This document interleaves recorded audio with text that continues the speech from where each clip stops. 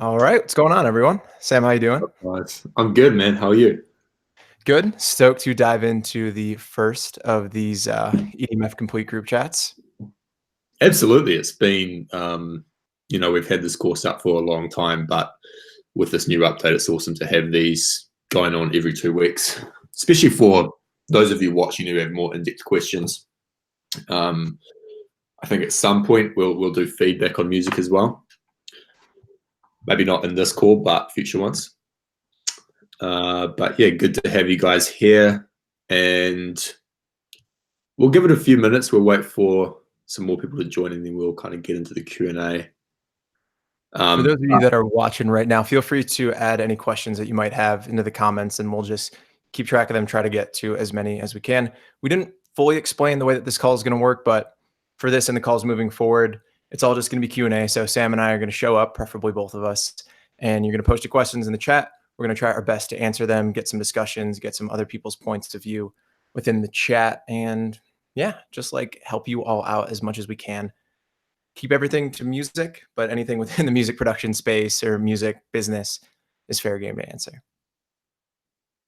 So it feels great to finally have this course out. We've spent the past 8-9 months in development. Yeah, it's been a grind. No, we don't spend that long on anything, on just like one thing. Yeah. Spend like a week on a track. That's about it. Yeah, it did take a long time. I'm really excited for these group calls. So some of you, I'm guessing most of you weren't a part of Songwriting for Producers, but with our 2 previous Songwriting for Producers launches, we tried out doing these like 1-hour Q&As and really loved them. I feel like Sam and I had a great time doing them, and we felt like people got a lot out of it. So that's one of the reasons that we decided to embed that into the EDM Foundation's Complete, just because it's a great opportunity to, talk to us in a more human environment, not just us with scripts and everything like that. And yeah, just to ask us questions that are undoubtedly going to come up. There's so many different things that involves what it takes to become a great producer, what it takes to get good at production, that it's normal and expected to have questions. So yeah, glad that we have this. Absolutely. And I think what we're going to try and do is have, for future calls, whether we do them on YouTube or not, I'm not sure yet. We're still working that out. But we'll try and get one of our screens up with Ableton, FL, and the audio going through, so that we can, show you things and answer more technical questions, like on the call, instead of just talking.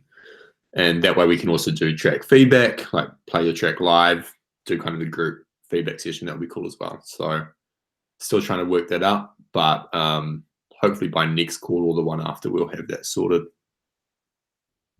And I guess with that, Sam and I want to make these as valuable as we can for you all. So if you have any specific feedback on ways that we could structure these calls, like right now there's kind of Q&A, keep it open and experiment with it. But if there's anything in the future that you feel like might be more helpful, whether that's like feedback or like Sam said, specifically in the DAW, definitely let us know. Like we'll do whatever it is that you all feel like will help you out the most. For sure. This might be a short session, Connor. So for anyone that's watching the replay, nobody's asked us a question in the chat. So for those of you that are watching, please do. Yeah, you ask about the promo side of producing. Yes, we can talk about that for sure. Yeah, specifically, like talk about where you're at and what you want to know about promotion. So there was one question that Michael Vieira asked. I don't know if he's on the call right now, but he said he might be a bit late or might not be able to make it at all. But he asked, when in Ableton, when should I use utility to adjust volume versus the fader? Like, I know that fader is good for mixing down and all that kind of stuff, but if and when should I use utility? Like, what's the point and so forth? Because I think it's definitely used in version 2, because I remember doing it for the Ableton course. I'll give a quick explanation. Maybe you can add some stuff, Connor. But for me, it's like, if you're going to automate volume on a track, usually it's better to automate like gain on a utility, just because it allows you to move the fader later on if you need to, without messing up the automation. So there's that. There is an argument to be made, which I'm not really sure how solid it is, that the higher your fader is to the top, the more accurate you can get. So some people will use utility to basically gain stage so that they can have their faders up near the top. But I haven't done enough research on that to figure out whether it's worth doing or not. Anything else you'd add? So is the real question just like when to use the fader versus when to use utility? Yeah. Well, the number one thing that I would ask, I don't know if this was his question, but where the utility is within your chain is extremely, extremely important.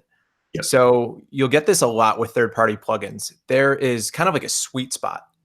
If I'm running into a Waves plugin, there's a sweet spot that my volume should be at when I'm going into that. If I'm going into a UAD plugin, if I'm going into a Slate plugin, anything, everyone kind of has that sweet spot that that plugin expects your audio to be at so that it can work well doing its job.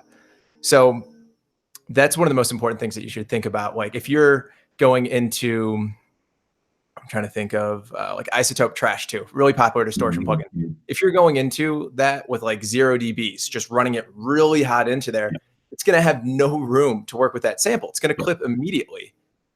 Versus if you go in at like -10, you've got some room above for that plugin to be able to work with, and you can bring down the gain after in order to compensate. But it's really important to think about how much volume you have going into all those other things. If you've got a utility at the very end of your chain, whether or not you change that versus the fader, to the best of my understanding, isn't going to be that big of a difference.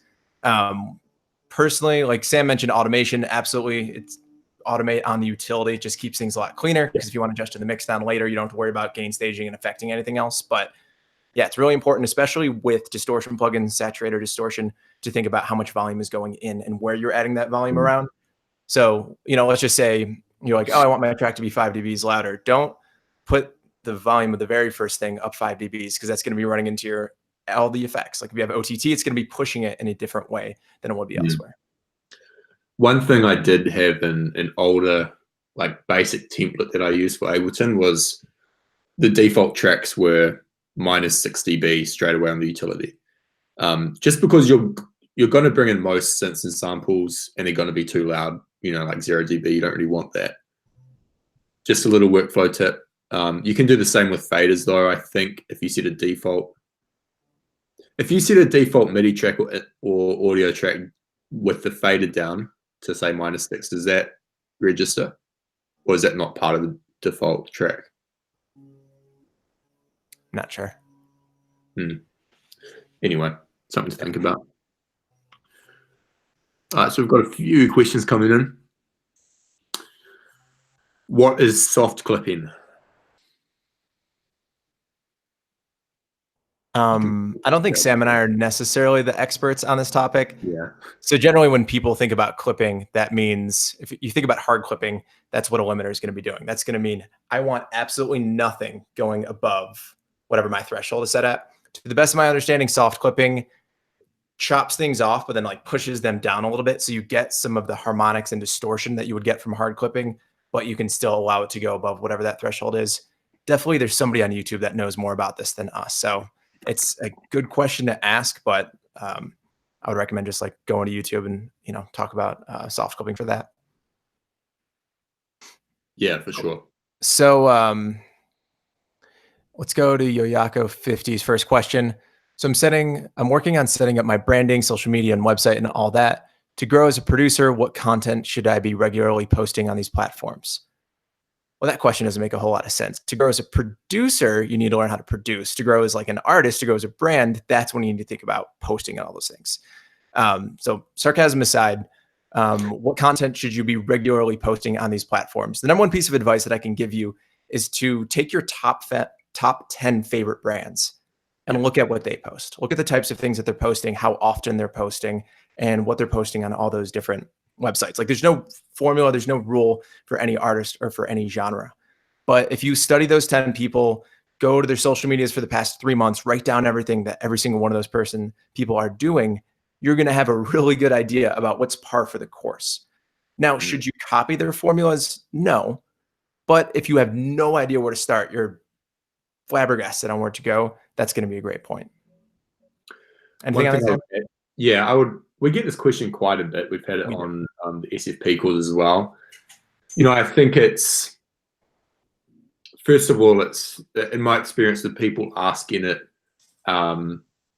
probably place, and I'm not saying this is you, but probably place too much emphasis on the effects, or I suppose like return on that kind of work, because usually the people asking it are quite new to production, and like, you know, it can be, if you're spending 2 to 3 hours a day on this stuff, like it's not the best use of your time. What I would say is it depends on your personality as well. Some people are just like genuinely interesting, and you can go on Instagram stories or like YouTube and people will like watching you. You need to know if you're that person or not, because if you are, then you can document what you're doing. So one piece of advice I often give to new producers who are adamant that they want to start promoting themselves is document your journey. Like, you're not at a point where your music is going to impress a bunch of people. And I don't say that to discourage you. It's just like the way it is. But what you can do is document the journey. So you can be like, hey, you know, been working in the studio this week. Here's what I've done, like blah, blah, blah. And people will be interested in that, especially other producers, if you do it in the right way. What I would say is don't try and use every platform. Like, it's a lot of time. I would pick like Instagram, maybe Facebook or Twitter, and just double down on those. And like Connor said, study what other people are doing and copy them without copying them. I love that. Yeah, we get these like, you know, surface level marketing questions a lot. 9 out of 10 times that person needs to focus on the music. I think it's easy to see your favorite artist, Garrix, whatever, and see like, oh, well, Garrix is posting every day. Well, Garrix has music that he can accelerate with that. Garrix needs to stay in front of people so that they play his music, buy his merch, go to his shows. So just because like your favorite artist is doing that early on, don't think that that's what you need to be doing right now. You need to shut up, get to work, get something that's worth sharing, and then deal with all those things. And if your music that's good enough, if your music is good enough that people are going to want to connect with it, you're going to find people around you that want to work with you to help you do that. And here's the thing: would you rather be the person who, from day one, is promoting themselves, really exhausting the people around them with music that isn't quite up to standard yet, or would you rather be the person that spends like 2 years head down, like improving your craft, and then coming up with something that actually sounds phenomenal, and that's like your baseline, like that's your starting point, you know? Like that, I think, is more effective. It's less shiny or sexy because no one knows who you are, no one knows about you. But yeah, I just see a lot of people, and I did it myself, like a lot of people spending time on Facebook and Twitter and whatever, promoting themselves when they could be making music. Now, one thing I will also say is Facebook is great for networking, and or connecting. I would focus on that more instead of just like promoting yourself and branding and all that kind of stuff. I would be getting into Facebook groups, like the EDM Foundation is one. We've got a bigger EDM Prod one, other production groups, and just like going in there, asking questions, helping people out, messaging people, like starting conversations. And you do that over time, you've got a like circle of producers that you can grow together. When you get to a certain point, you start promoting each other's work. Like, that's what I would suggest. And you can do that at any point. You don't have to have good music. So for the next 15 calls, when people ask us this exact same question, we will point them to that timestamp. We're just getting it out of the way. And all of the Songwriting for Producers calls that we've done so far, somebody always asks this. So lengthy answer. We can now put that. That's a good question. So let's jump into another question. Barrington asks, I have a knowledge gap with EQing. I have a basic understanding of it, but how can I start my education on it? So it's a pretty vague question, but let's unpack that a little bit. How do you use EQ? So I think we can split it into like two separate ideas. One, what does an EQ do? What do all the functions, parameters do? And then when do you actually use it? So first off, like you want to make sure that you know what all the different functions of an EQ do. Likely by this point, you should have a feeling for it, especially if you've gone through at least some of EDM foundations. What does a low pass do? What does the Q do? What does the resonance do? What is a shell filter? What is a bell? All those different things. What is a notch filter? And like knowing how to manipulate that. Like if I told you to do one of those things, like set a low pass filter at 15K, you should know how to do that. Second part of that is knowing how to apply it. And I would say the majority of people, that's where they get stuck. They know what an EQ is. I can shape the tonality of a sound, the frequency balance of a sound, but they don't know how to actually use that. So there's two ways to get better at that. The first is experimenting. You know your tools. You've got a basic idea of the audio spectrum. You have lows, mids, and highs, and each one of those has a certain sound to it. When you're actually producing, just experiment. Spend time being like, I'm going to EQ this sound and I'm going to try to make it sound better or worse. Whatever you're doing, you're educating yourself on what an EQ can do in order to shape a sound. I think a seasoned veteran knows music enough and has listened to enough music and like engineered enough that they know exactly what to do because they've gone through that process of trial and error thousands of times. So step one in trying to get better at knowing when to use an EQ, and this, by the way, works for everything within your DAW, is to just experiment. And then step two is to, the other side of that rather is to get a feeling for how other people use it. So go onto YouTube, watch all those like EQ tip videos. There's 1,000 of them, I'm sure. Find the top 5, watch all of them and get a feel for how other people approach using EQ. More than anything, what you want to get out of that is the why. Why did that person apply those specific effects with an EQ? And, get an indication on all the different applications that you can use for that.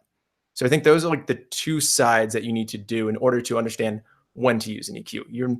Especially at the start, you're never going to know exactly when, but you're going to, slowly kind of like build up. Your intuition is going to get better. Your experimentation is going to be more precise, and you'll get to a point where it's a lot easier to say, I know what I need to add to this sound with an EQ.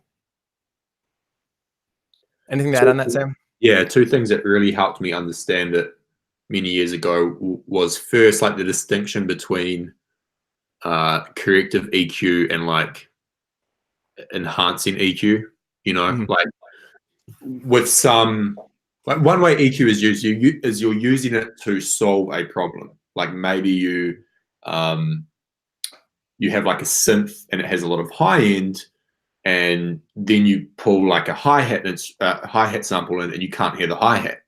It's like, okay, do I need that high end from the synth? Not really. Let me take some of that out so the hi-hat can come through. You're not trying to make the synth sound better necessarily. You're just trying to like make the mix as a whole better and fix an issue.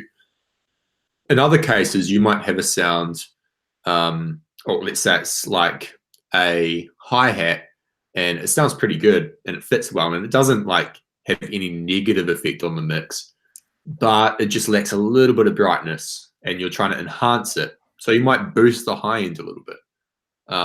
So you can't, like, they aren't two completely distinct ways of EQing, but it can be helpful to think of, am I fixing something here? Am I enhancing it? Am I doing both? The second thing, and if you can find it on the internet, if you search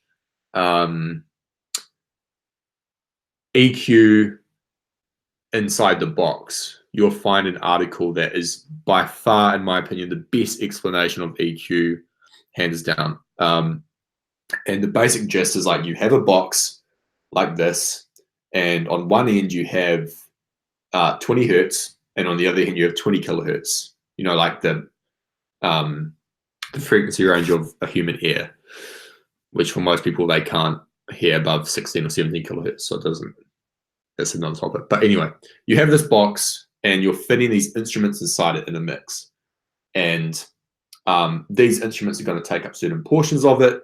And if you put too many in that box at too high of a volume, that box is going to fill up and it's going to overflow and it's not going to sound good. So the point is, like, you're basically playing Tetris in that box. You've got a bass line over here. Awesome. Is it taking up a ton of energy over here? If so, you might want to remove that because it's going to start stacking up in that middle or high point. So worth trying to find that article. Actually, I'll try and find a link now. So one thing to add on that Michael asked a question about, he said, would you recommend Equilibrium or something like that to take a look at now or later down the line of production? So a common thing that you'll hear from us is don't buy the fancy tools unless you know what the stock ones do. For many reasons, stock plugins are awesome. I use Ableton Live's EQ 4 out of 5, like 9 out of 10 times when I'm producing. And I have Pro Q too. I have Equilibrium, but most of the time, Ableton Live's EQ is good enough for me. And, as a beginner, it can seem like those things are going to make your track better. But if you have no idea what a compressor does, buying a fancy ass analog model compressor isn't going to do you any good. So, this is a lesson for all effects, not just EQ. Understand what your stock effects do. Once you get really good with that, then you can actually appreciate what like the fancy plugins do. Like, I feel like it took me probably 4 or 5 years until I really got what, the intricacies behind all these like analog modeled compressors, like VCA, opto limiter, like all these different things. So I'm happy that I like didn't dive into those right away because I had no idea what they were doing. Stick with my Ableton compressor. I stuck with that, got used to what it was doing. And then from there, I was able to kind of go above. So since a lot of you all will be beginner, intermediate, get really good with your stock tools. I promise you, most of your favorite producers use stock tools, and then you can, add things to your arsenal as you get better down the line. A good rule of thumb as well is if you don't know if you need it or why you need it or why you want it, then you probably don't need it. Yeah. You can't use that with everything because there are some synths and tools that you're like, oh, this might be cool to experiment with, and you learn a lot. But if you're like, do I need this analog model compressor, and you can't even tell the difference in terms of how it sounds, like at that point, it's kind of just auditory masturbation, I guess. Like you're not actually making any progress. So let's jump up to another question. We've got one about quitting their job and joining music. I'll save that for a second because that's going to be a long tangent from Sam and I. So Alex S has a question. I've seen some recommendations that a great way to learn is to try to replicate your favorite songs. Thoughts on that path? Is there a right way to attempt that, and is it valuable? 150%. So most of your favorite artists, that's exactly what they did. They learned their, think about if I'm a producer in 2005, nothing like what we're doing right now existed. There weren't production schools. If you wanted to go to school for music, you were learning engineering and you were learning how to mic up a drum kit and a guitar cab. So the way that all those musicians got good, and this applies for music as a whole, is by reverse engineering and studying their heroes, understanding what makes their music great. So a lot of people do that, and that's the good part of it. What separates people that are successful are those that build off of that and understand how to take everything that they've learned and turn that into something that's truly unique and interesting. So that's like the quote unquote downside of copying your heroes, that if you copy them too closely, you're just going to be an iteration of them, and likely you're going to be a shittier iteration of them. So no one's going to want to follow you. But understanding the way that the intricacies of your favorite artists work, their favorite, your favorite tracks work, and then thinking, how can I take all of this information and turn that into something new, unique, and interesting? That's the power of studying other people's music. What I find strange is like, and this is for some reason, such like a contested idea in the production community. It's like, oh, you copy other tracks, or like you learn from other tracks. You shouldn't do that. If you go into any other creative field, like writing, painting, whatever it may be, and you look throughout history, like the past 1,000 years, you will see this time and time again.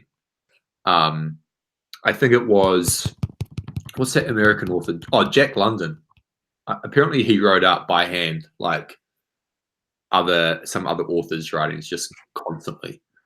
Benjamin Franklin did something similar. Like it works, So study other tracks, remake them. I guarantee, and I'd love to just like have someone do this and report back after 6 months.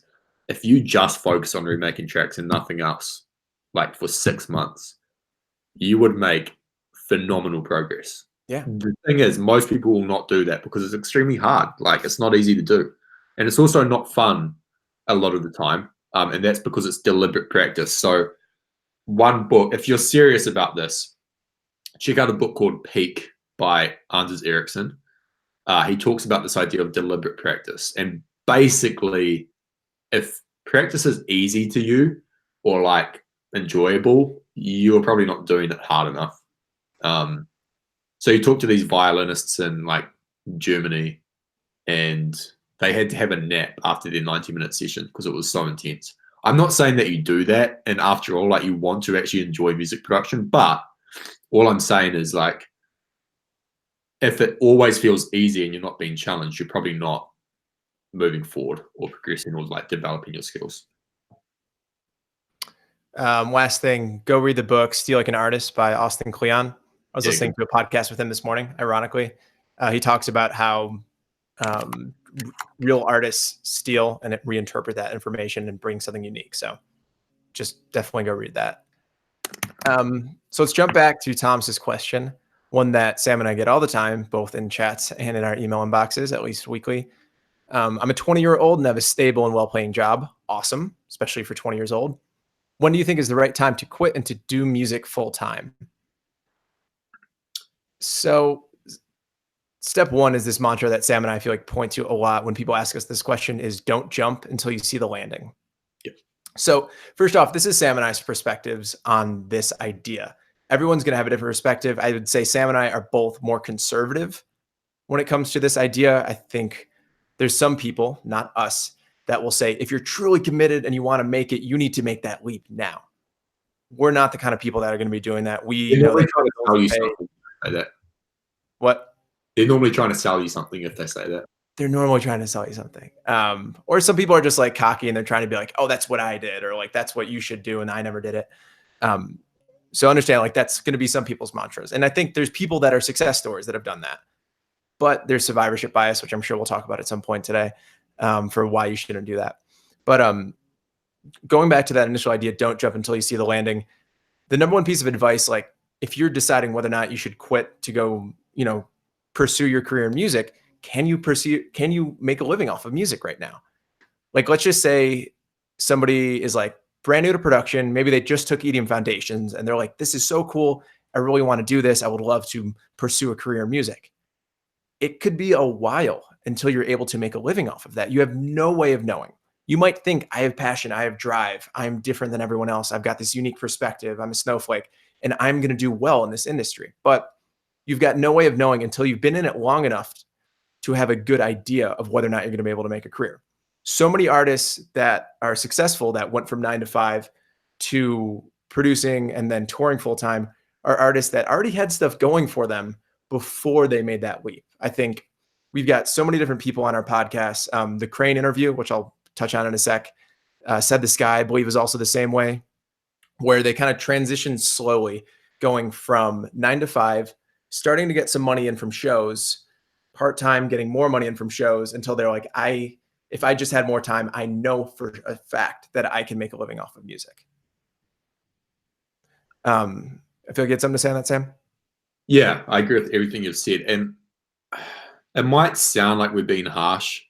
I guess we are to an extent. It's not supposed to be discouraging. Like, I am all for trying to make music your full-time thing. I think that's awesome. And I think it's a lot better than just working a job you hate.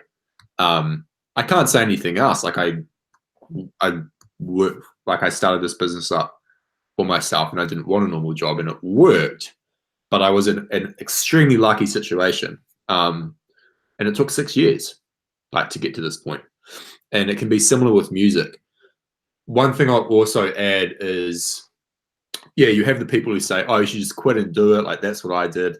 We did have someone on the podcast say that, and if he wasn't like a highly respected person in the industry, I probably would have challenged him on it. But I don't think it's good advice because, yep, it's survivorship bias. It's hey, I managed to do this and you should be able to do it too. But you, like, statistically, the chances, they're low. You have to be extremely systematic and deliberate about what you're doing. You have to know the right people. You have to play the long game. And I don't want this to sound depressing. So, like, there are quite a few people I know who've tried exactly this. They've quit their job to do music full time. And this is the reason I'm harsh, because I get this question every week, pretty much, in my email inbox. Like, should I quit my job? Some guys have families and they're saying this, and it's like, look, this isn't just about like whether you want to produce or not. This has real life consequences. If you quit your job and you try and do music full time and you use up all your money and you go into debt, like, that has long-term consequences. And quite a few people I know have done this. They haven't managed to make it work, usually because they're not at a point where they can see the landing, like Connor talked about. And it puts them like quite a few years behind. They often give up music because they're like, not for me. And it's just a bit sad.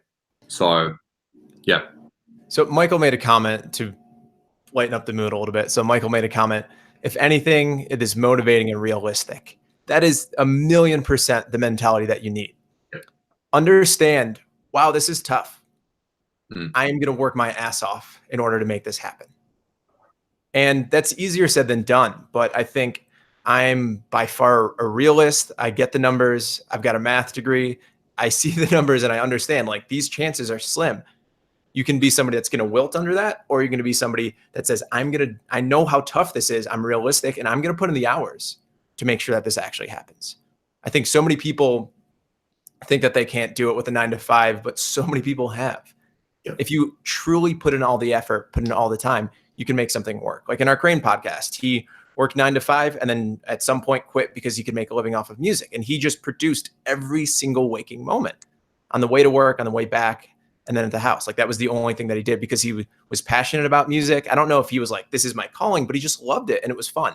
And then got to a point where people were like, hey, we want you to play shows. And he's like, cool, career. But yeah, I think a lot of people think it's like, either I do this or I don't. Like I have to either fully commit or I can't do this at all. There's this middle ground that is reasonable. It keeps you sane because you can pay the bills and you can slowly build up to that. So Barrington asked the question, any advice for somebody at the other end of the age spectrum? I'm in my early 40s, 6 months into producing, coming along nicely, but a long way to go. I'm 25 and Sam's 24. So I'd like to say that I have advice, but I would be talking out of my ass with this. If you want a confidence boost, I know in Ari Hersted's music business book, what's that called, Sam? How to make it in the new music industry, something like that. Anyway, he has like 3 paragraphs all about people 30 and older that made it in the music industry. Like that was their big break when they were like 30, 40, 50, 60. So that's the most that I can give you is a little bit of an ego boost. Like I think whoever wrote Hallelujah, that really big song, was like 55. I was like, whoa, cool. Like that was his first break. People have challenged me on that. So I don't know if that's fully right, but there was a lot of people. So that's the most that I can give you, but find other people that are at a similar age, understand that with electronic music, you can kind of go behind, at least with production, you can kind of go behind the curtains. And if you've got, drive and you've got something good, people will want to connect with you. And more than anything, if you have fun, awesome. That's like what Sam and I are here for more than anything. Teach you how to produce, teach you how to like be able to have a creative expression and outlet. Cool. Barrington asked what the book is. It's like Ari Herstead. He's got a big wavy afro. You can't miss him. It's his big book. Cool. So I think that's it for that. Let's jump back and see if there's any other questions in the chat. Anyone you want to jump into, Sam?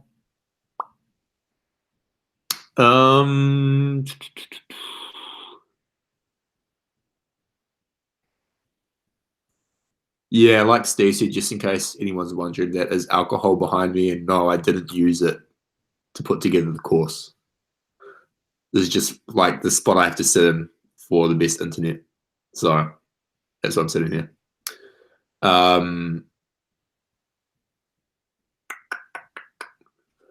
I see when you guys do the examples, you EQ on the go. We kind of covered that. For anyone that's rolling in, feel free to ask any questions. And if we missed yours from earlier, just put it back in. Sam and I try our best to at least like respond to everything.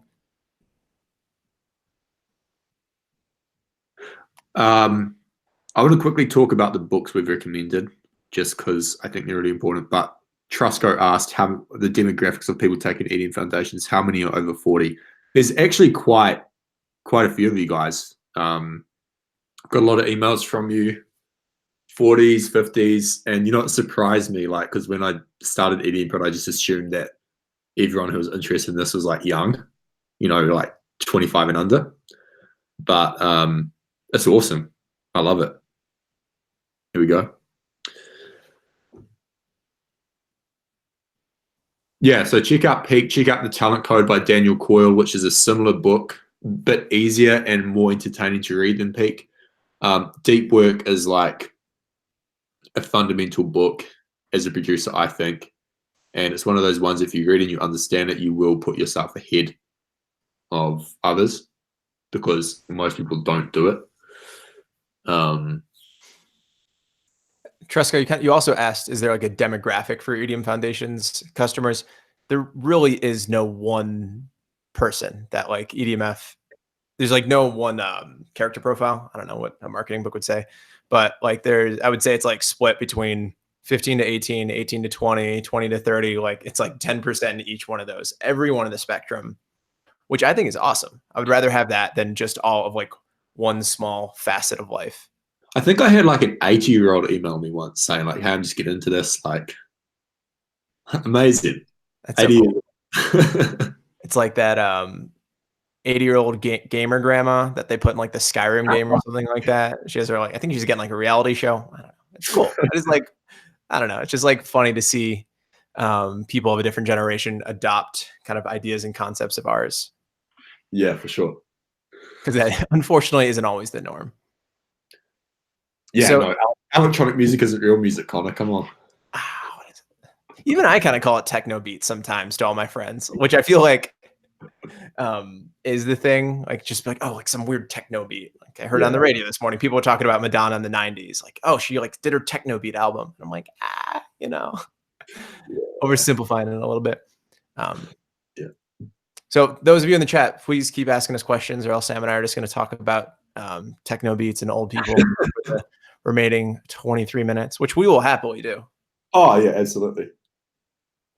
Michael, we're gonna I think for the next call in 2 weeks, we're gonna try and set up the system so that we can basically pull up, say, your song on SoundCloud or whatever, and do live feedback and have other people listen to our feedback as well. Huge. And, we get a lot of requests for feedback, and I'm pretty sure you would do this too, Connor, but I have a blanket rule that I just don't give feedback in 90% of cases because it's just too many requests. I can't, I don't have the time. But I think doing live feedback is helpful because everyone else watching can go, oh, interesting, like didn't pick up on that. But that makes sense. And so you're learning as well. So we're going to try and set that up for the next call and then continue to do that. We could maybe do even like maybe the last 10 minutes of these calls, unless like, I feel like sometimes we do that. We've done that before. If we've got a lot of great questions and content, we'll do it for the full hour or so. But like maybe for the future, like last 10 minutes or so, if there's nothing going on, we'll do feedback. And Sam mentioned something too, where it's like great to hear other people's feedback and the way that they're hearing tracks. That is like one of the most important skills that you can develop as a producer is learning how to listen to music. Because the second that you can do that, you know exactly what other people are doing and you can do it yourself. So for my friends and stuff, I'm always the feedback guy because I love critiquing music. I love being able to sharpen my ear. I believe J-Tech was on the EDM podcast a while ago, back when I was just a listener of EDM Prod, not a partner. But he talked about how when he was, I think he was like the A&R for Anjuna, and talked about how he got way better at production, just listening to music and trying to understand, okay, well, why doesn't this work? Yeah. Like, I think, for a label like that, you're going to get a lot of shit tracks, but you're going to get a lot of like, ooh, almost there tracks, a lot of tracks that just are under the mark. So trying to understand why that is, because it's going to be subtleties. It'll be like arrangement good enough, songwriting good enough, mixing good enough, but there's like small aspects of that. Yeah, for sure. Do we know any producers using Pro Tools? There's a few out there. And I had an email from someone the other day asking if we'd make a Pro Tools version of EDM Foundations. The answer is like, God, no. Just because there's not enough people to make it worth it. But yeah, there are a few electronic music producers. Matt Lang's one of them, though I'm sure he has his reasons for using it that are like super complex. But you won't find many electronic music producers using it simply because of its like MIDI handling capability, among other things. Like it's not made for electronic music production. It's made for pro audio, like mixing, mastering, recording, that kind of thing. Yeah, don't think that you're missing out on something by not being in Pro Tools. I think any producer that you see using Pro Tools is probably 28 or older and learned it first, so that's what they used. Keith, I would listen to the interview with Matt Lang on the EDM podcast because I think we dive into it a little bit, why he uses it. I think. Otherwise, he certainly talks about it in other interviews. Cool. So we got another question from Thomas, which is, what is a good way to start collaborating with others that also don't know how to collaborate? Step one, be afraid to fail. I think collaboration is a difficult process for even professionals because everyone works in a very specific way. So, treat it like a group project in high school. Like I doubt when you had to do a group project in high school, you were having panic attacks about the way that you were going to go into it. Somebody's just like, let's start here. And then you kind of run with it. Finding like a good collaboration partner is tough. And, that's how certain duos form. People just have complementary skill sets. But if you're just doing a collab for fun, you're not planning on like signing this to a huge label. Just figure out like what you can do separately to complement each other. And yeah, like don't be afraid to mess up a little bit. Like if there's like specific technical questions, feel free to reach out with those. A lot of people will send stems back and forth. Some people will work in the same project file and go back and forth. If you're in person, even better. I know others will do like Google Hangouts and then share their screen and work on it together, kind of whatever you want. I think the easiest way is just to pass it back and forth, each do some work and kind of talk about where you want that track to go. But yeah, just like experiment and have fun with it. Yeah, 100%. Barrington asks, are we going to offer any mentorship accountability type programs? Yes. Timeline is not confirmed. If you are interested, just send me an email and we can have a chat. But we don't currently have anything. But that is part of the plan.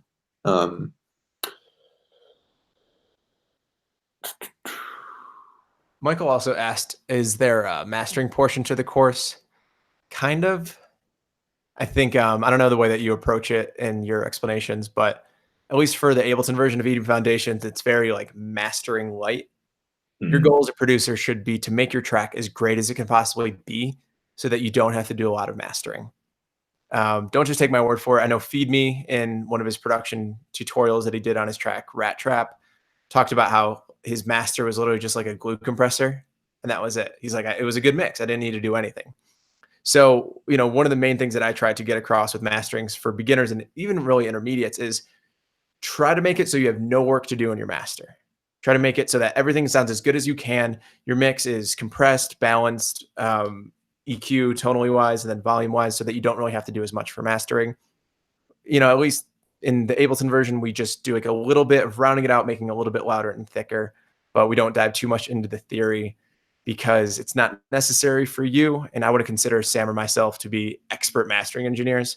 I think there's a lot more that goes into going from, like an 8 out of 10 to a 10 out of 10. So that's kind of the way that we approach it. Yeah, I'd leave the mastering stuff. Like if I'm working on my own music, and I have something I really want to release, I'll get a professional to master it. Like I'll pay the $80. Or I don't know what the average is, but cool. So we got another 15 minutes or so. How does saturation create more harmonics? Math? Not sure if I fully get that question, but every single saturation plugin is going to have its own algorithm for the way that it takes a signal and distorts it so that it creates harmonics above the fundamentals. Again, that's something that if we could stream like Ableton or something, we could actually show that in action. Yeah. So that'd be helpful for another call. Okay, well, keep adding your questions, Sam. I'm going to go grab my charger really quick. Sounds good. With the swing and the groove pool, if you can actually see how much, like you can hear how much these things are swinging, but you can actually also see it if you click the commit button in Ableton Live. So let's say you have a MIDI clip, it's a drum beat or whatever. You choose a swing, say 855. You can then click commit and you'll see those MIDI notes actually move a certain amount. And you can try that with different ones to see what it's actually doing to the sound. If you don't click commit, it's still going to swing, but you just won't see what's happening visually.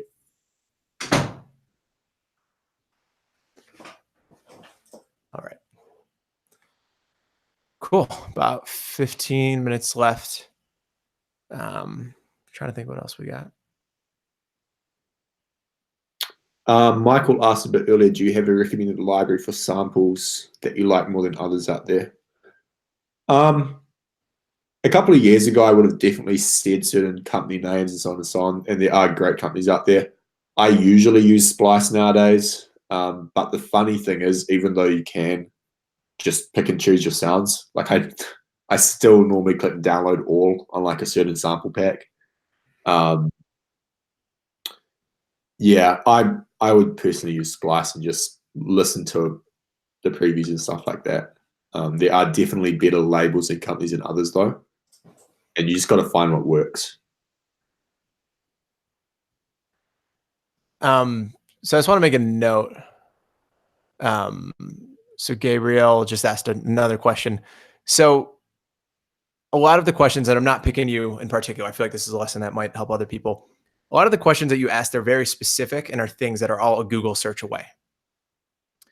And it's fine. Like, we're happy to answer those types of questions, but this is a time for you to utilize our knowledge and be able to ask us specific questions that Google and YouTube won't tell you. For example, like figuring out what swing stands for. You can figure that out in the FL Studio module in the manual. How do you tune a sample and sampler? I promise you there's YouTube videos that are on that. What does saturation do? I promise you that there's a YouTube video on that. So first off, one of the most important things that you need to get down in order to get better as a producer is to be extremely resourceful. If you have questions, the answer is almost always going to be somewhere for you. So just something to keep in mind. I'm not like avoiding these questions, but I think you should be like thinking about production in that way. If you have these questions, all the information's out there. And if there's more, like broader questions that you think we have a unique perspective or insight on, absolutely ask us. I feel like all the questions that we've answered so far about marketing, about when you should quit your job, if you should quit your job, about collaborating, those are kind of broader questions that you can't just like type into Google and necessarily get. So just something to keep in mind. Agree on that, Sam? Yeah, no, 100%. Yeah, some of these questions can definitely be answered by Google search. And also, like, I'm happy to answer these questions. I think it's a lot easier to do it visually though, which is why a tutorial will be more helpful. Or if we had Ableton open, it would take like 30 seconds, just be like, oh, you do this. Thoughts on Acid House? I'm not sure what Acid House is. Do you know what Acid House is, Sam? I think it was a bit before my time. I feel like that's more like the old school genre. Yeah. Anyway, I've never heard of it, but I don't like know. Is it just house with like the acid baseline? The like, what synth was that? GB303, I think. I don't know. It's high resonance. Enough putzing. Let's jump into a different question. So Barrington asked, I see your synths in the background, Connor. I'm super interested in synth-based music. Any advice on where to begin? I think begin small, and also don't think that synths are the solution to your problem. So the number one reason that I love analog synths is because of the workflow. I don't feel like the sound is that much better. Like the Moog is fat, but give me 10 minutes in Ableton and I can make Operator just as fat as that with saturation. But it's fun for me to be able to go up there and just like tweak and have, feel like I've got that tactile sensation of actually like performing something, not just clicking in all day. So after producing for about, like 4 or 5 years, it was something that I always wanted to get into. And I found out more than the sound, it helped my workflow. So that's why people use a push, because push is a workflow thing. I bought a push and I sold it because it didn't really give me the tactile feel that I wanted. It didn't help me finish tracks. So that's like the reason why I have synths, and they're fun to play around with and they make music more fun. I've got like guitars and shit in the background. I love being able to like perform, and that's just like a part of the way that I approach music, but don't think that it's like something that you need. Otherwise, like starting small is great. You can find ridiculous quality synths nowadays for under $500. Korg Minilog is, I feel like, my go-to starter. The Monolog is like under $300 US. Minilog's $500. The Roland Boutique series is fun.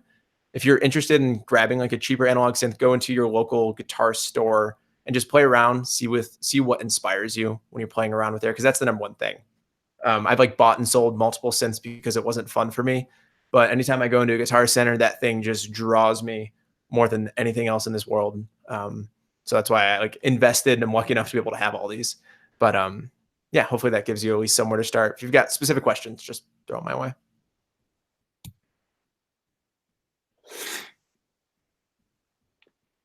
Cool. About 10 minutes left. Yeah. Slava K had a question. What instruments do you usually apply groove to? Hi-hat only? I'm assuming HH you're talking about hi-hat. It really depends. Like, and there's multiple ways you can do it. So it's quite an open-ended question. One approach is to basically add groove. Okay, so the most common approach, which you'll hear in like house music, is they'll have a 16th swing, meaning it's only affecting notes that are on the second 16th and the fourth 16th, nothing in between. And then they're applying that to basically everything. So the bass line, the hi-hat, the synth, but other times you'll hear like just swing applied to percussion sounds or something like that. In the house projects, it was applied to the bass line, some of the percussion. That was about it, right? I think.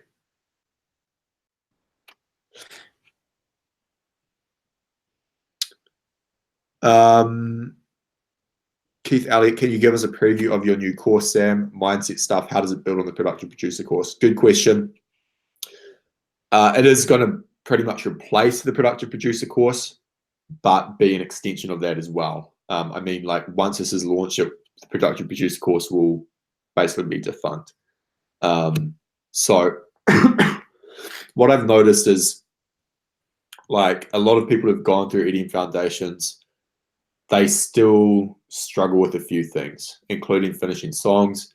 And like, I think, you know, foundations is great because you go through these 4 walkthroughs and you follow along and you get guided help. But then after that, it's quite overwhelming. It's like, I'm getting 50% through a track and I can't finish it. So Producer Mindset Mastery is basically about building a rock solid mindset to overcome those problems and issues and things that pop up. So it is quite, what's the word? Not philosophical, but it's not like practical in the sense that EDM Foundations is. We're not going to be jumping into Ableton. There's going to be worksheets. It's going to be you working through things mentally and coming out the other side with like a solid set of mental tools to deal with this stuff. One question that I kind of like to prod Sam with, we talked about this a few times in SFP. Why do you give a shit about productivity and mindset? Why should they care? Because at the end of the day, like you're only as good as your mindset. If you're going in to Ableton or FL Studio and you're sitting down to make a track and you think, man, I suck at this. Like I've only been producing for a few months. I'm not going to be able to make anything good. Why should I bother? Obviously, that's going to affect your workflow. It's going to affect your enjoyment, and it's going to affect the music you make. Likewise, if you go into your DAW with like delusional confidence in yourself, thinking, I'm going to make a hit, this is going to sound amazing, it's also going to affect your workflow because you're going to be thinking that it sounds better than it actually does.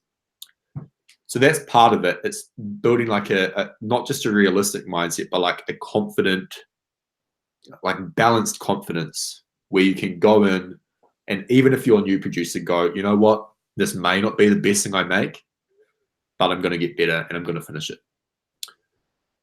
Beyond that, it's like, why do I care about it? I care about it because no one else talks about it, you know? It's like just, there's no shortage of techniques that you can learn, of synths that you can use, splice sound subscription. None of these solve the problem of finishing music and enjoying music and actually getting satisfaction out of it. Like, I truly believe there's no better feeling in the world than like sitting down for a few hours and working hard on something. You can't get that from anything else, and I want other people to have that feeling as well. Awesome. So we've got a few more questions that I feel like we can stretch until the end. First one was, have Sam and myself ever collaborated on a track? No. So for those of you that can't tell, we are not in the same location. I'm based in Colorado. He's based in New Zealand. We met for the first time back in February, some of you might know, and spent a week together and just work out on the way. As all of you, I'm sure, can relate to. Never collabed on a track, but I'm sure we'll keep saying that we're going to do it indefinitely. We collabed on the EDM Foundations tracks for the past two versions, so it's as close as I feel like we've gotten so far. Trusco asked in question, which was, how did the mentorship program go? Will it be available again in a later day? So last summer, I ran like a small mentorship program with 5 producers. And that's kind of like what we're using as a foundation for what we're thinking about doing in the future. So Sam and I love courses. We feel like they're super helpful, but courses don't solve every problem. They're very specific and there's no feedback. There's no back and forth. You're learning a ton of shit, a ton of tools. Anyone who's been through EDM Foundations knows that there's so much information packed into that course. But there's something that is lacking, and that is mentorship and one-on-one personal advice and guidance. So that was something that I thought, and I really wanted to try out like a mentorship program. And I did one last summer with producers, and it was an absolute blast. I still talk to all 5 of those producers. We're still working together. We're going to have like a case study with one of them coming up soon because he's doing his first US tour. So I'm really stoked to kind of show you all him and like the way that we were able to work together. But I think for me, the number one thing that helped me in my growth as a producer was a mentor, because a mentor is somebody outside of you with no ego that can tell you what's wrong. There's a reason that the greatest sports players in the world have coaches, because you can always have somebody to push you in the right direction. You're never going to be able to fully step outside of yourself to understand what's going on. I really understood that with the 5 different producers that I was working with, in that every single one of those people, our focus was completely separate. Some people, it was they weren't writing enough music. How can we get them to write more music? Other people, they weren't finishing enough music. How can we get them to finish more music? There was one person who wrote too much music. He was finishing 3 tracks a week, and that ended up hurting him.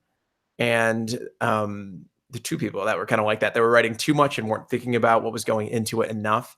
So that really showed me like everyone comes to it from completely different positions, and it's hard to have like a catch-all solution in one course, one tutorial, one YouTube video that solves everyone's problems. So, I feel like the reason that we did that, or decided to do that, was we wanted a solution that generated results in the best way possible. It's a lot of investment for us to be able to spend that time versus, us creating a course and then letting you all take it. But that's why we did that. It went super duper well. And we're planning on doing that in the future, as we kind of talked about in this call so far. Yeah. Anything to add on that, Sam? I'd say again, like, just reach out if that's something that interests you, because and I'm not saying that because we're going to like sell you on it straight away. We aren't doing anything like that at the moment, but we do plan to. And if you reach out, we can start having a discussion about like what would be best for you and what are you looking for in this kind of mentorship program, because we're developing this at the moment. We want to make it the best possible. So I guess on a related note, over the next month or so, I'm going to reach out to a lot of EDM Foundations customers just to chat with them about music in general, about the course, about their experiences, and kind of what we can do in order to help them out. So if you're interested in just jumping on a call, kind of talking with me about what your experiences are, specific questions that you want to pick my brain about, and then like what you think we can do to help you.